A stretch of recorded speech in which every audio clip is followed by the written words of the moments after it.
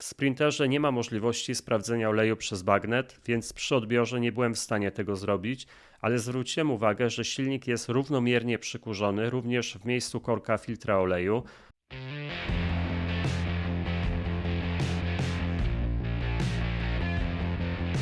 Witajcie w kolejnym odcinku na kanale R2D.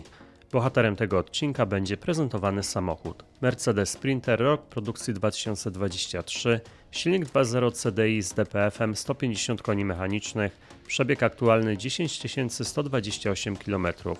Cel główny odcinka to sprawdzenie, w jakiej kondycji jest olej, który pracował w tym samochodzie. Wyróżnikiem tego odcinka będzie rozwiązanie zagadki, czy serwis przed sprzedażą wymienił olej w tym samochodzie, czy nie. Inicjatorem tego eksperymentu jest Jacek. Na ekranie prezentuje podstawowe informacje, o nim jego wiek, miejsce zamieszkania oraz preferencje dotyczące wymiany oleju silnikowego. Jacek skierował do laboratorium R2D taki oto zestaw. W środku znajduje się wyłącznie jedna próbka, jest to próbka oleju przepracowanego, kilka informacji na opakowaniu, reszta szczegółów za chwilę.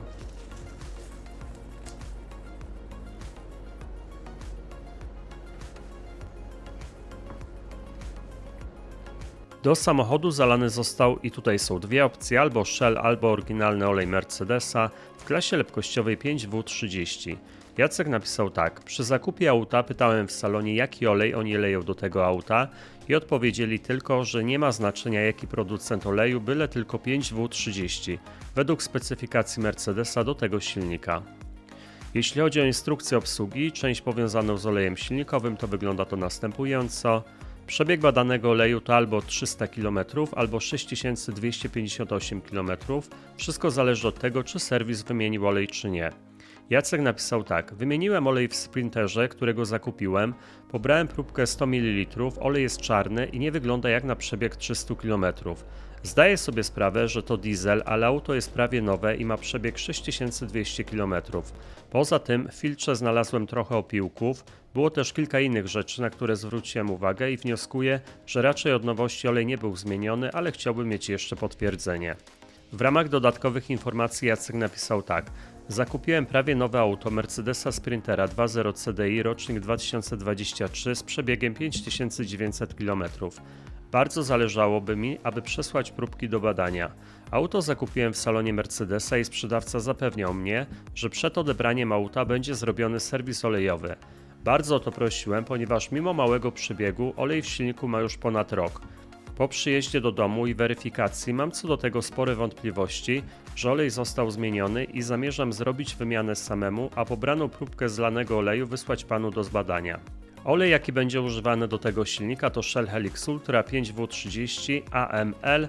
Zamierzony interwał to 20 000 km, wymiana co 1,5 miesiąca, około 95% to trasa. Po pierwszej wymianie próbkę również chciałbym przesłać do badania. Jeśli chodzi o próbkę świeżego oleju, to będziemy mieli problem, ponieważ nie wiem, jakim olejem auto zostało zalane w fabryce. Prawdopodobnie to Petronas, który aktualnie robi oleje dla Mercedesa. Auto, które kupiłem w salonie Mercedesa, miało 5900 km przebiegu i po raz pierwszy było zarejestrowane w maju 2024 roku, ale z racji tego, że rok produkcji to grudzień 2023, poprosiłem, aby zmieniono przed zakupem olej. Przy odbiorze auta dostałem potwierdzenie, że olej jest wymieniony. Po zajrzeniu pod maskę samochodu od razu nabrałem wątpliwości, przyjechałem autem z Warszawy do Malborka około 300 km i zrobiłem wymianę. Chciałbym sprawdzić na podstawie badań tej jednej próbki, czy olej jest świeży i ma przepracowane około 300 km. Czy raczej jest to olej, który ma już ponad rok i jest zrobione na nim 6200 km, mam nadzieję, że nie więcej. Próbowałem uzyskać więcej informacji, żeby mieć szerszy pogląd na sprawę. Oto pytania, które wysyłałem do Jacka. Otrzymałem następującą odpowiedź. Niestety, ale o oleju, który został zalany w fabryce, nie wiemy nic oprócz tego, że jest to 5W30, prawdopodobnie oryginalny Mercedes 229.52, ale mógł być to również Shell. Kończąc, Jacek załączył krótki filmik prezentujący filtr oleju po wymianie ze swoim komentarzem. Filmik ten nagrał dla swojego przyjaciela z Niemiec, który też ma takiego Sprintera i pierwszą wymianę oleju zrobił według wskazań producenta przy przebiegu 60 000 km. Widzisz, Robert, powiedzieli mi w Mercedesie, że wymienią mi olej. I od razu jak odebrałem tego Mercedesa, to mi nie pasowało, że ten olej był wymieniony, więc wymieniłem go sam. Samochód 6000 miał przejechane. Ja zawsze mam taki zwyczaj, że wymieniam ten olej za pierwszym razem szybciej. Widzisz w filtrze, widać opiłki. Dużo ich nie ma, ale jednak są. Czas na pomiar próbki oleju przepracowanego. Zapraszam do wspólnego eksperymentowania. Próbki oleju świeżego nie mamy i to stanowi dodatkową trudność w eksperymentowaniu, natomiast przypuszczenia są takie, że może to być Shell albo olej Mercedesa w klasie lepkościowej 5W30. Oba te oleje mamy w bazie, dlatego możemy z nich skorzystać. Tutaj widzicie teraz na ekranie, w jakich odcinkach były badane te oleje. Jeśli faktycznie w silniku pracował olej w klasie lepkościowej 5W30, to parametry wyjściowe powinny być w granicach 65 do 75 mm2 przez sekundę w 40 stopniach oraz 11,5 do 12,5 mm2 przez sekundę w 100 stopniach Celsjusza. Tolerancję błędu musimy sobie dać dość dużą, bo w eksperymencie jest sporo niewiadomych.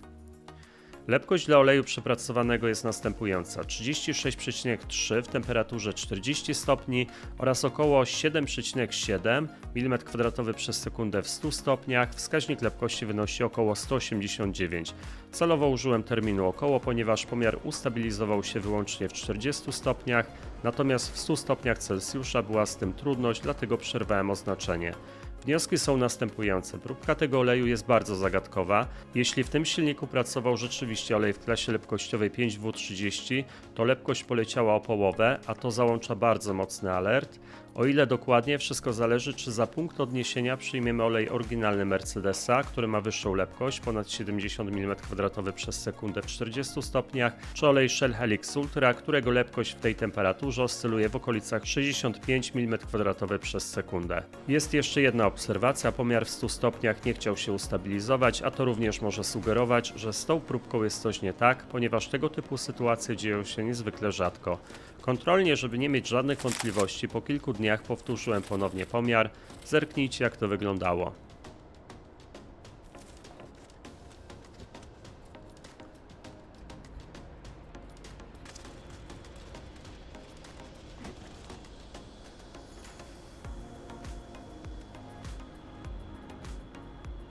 Uzyskano niemal identyczne wyniki jak w pierwszym niedokończonym pomiarze.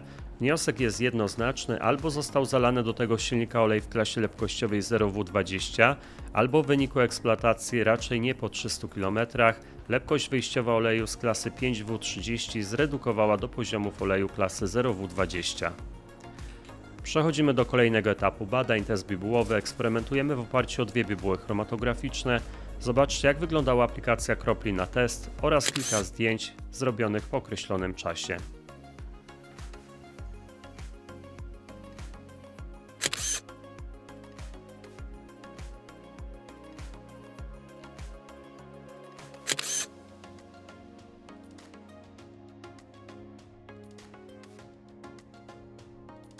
Oglądamy plamę z różnych perspektyw oraz przy wykorzystaniu dodatkowego podświetlenia.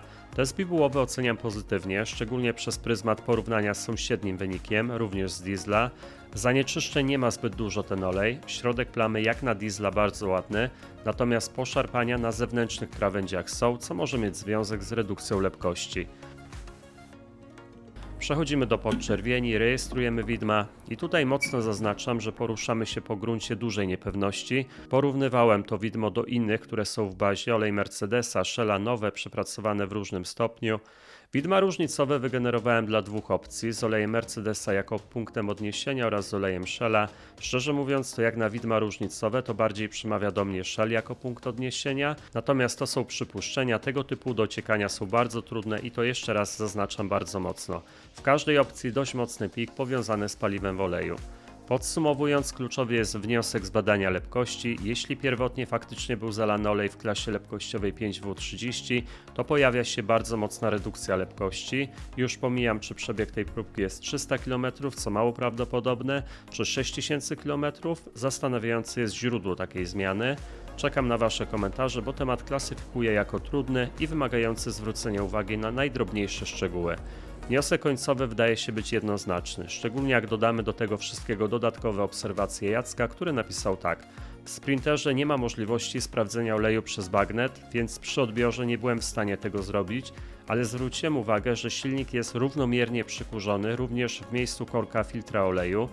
Również wlew oleju był w środku suchy i czysty jak nowy, posiada on rurkę harmonikową i przy wlewaniu gdzieś ten olej by na ściankach osiadł, no chyba że byłby wpompowany do silnika. No i te opiłki w filtrze, jeśli byłby zmieniony filtr oleju, to przy kolejnej wymianie już ich praktycznie nie powinno być. Dziękuję za wspólne eksperymentowanie, z góry dziękuję za aktywność na kanale, bo jest ona bardzo ważna. Komentarz, łapka w górę, subskrypcja kanału to sygnały dla mnie, że prowadzone eksperymenty spotkają się z Waszym zaciekawieniem. Zapraszam osoby zainteresowane udziałem we wspólnym eksperymentowaniu do kontaktu mailowego, znajdziecie go w opisie filmu. Dziękuję wszystkim patronom kanału za wsparcie inicjatywy prowadzenia eksperymentów na platformie YouTube. Wszystkich zainteresowanych zapraszam do tego grona. Do usłyszenia w następnym odcinku. Cześć!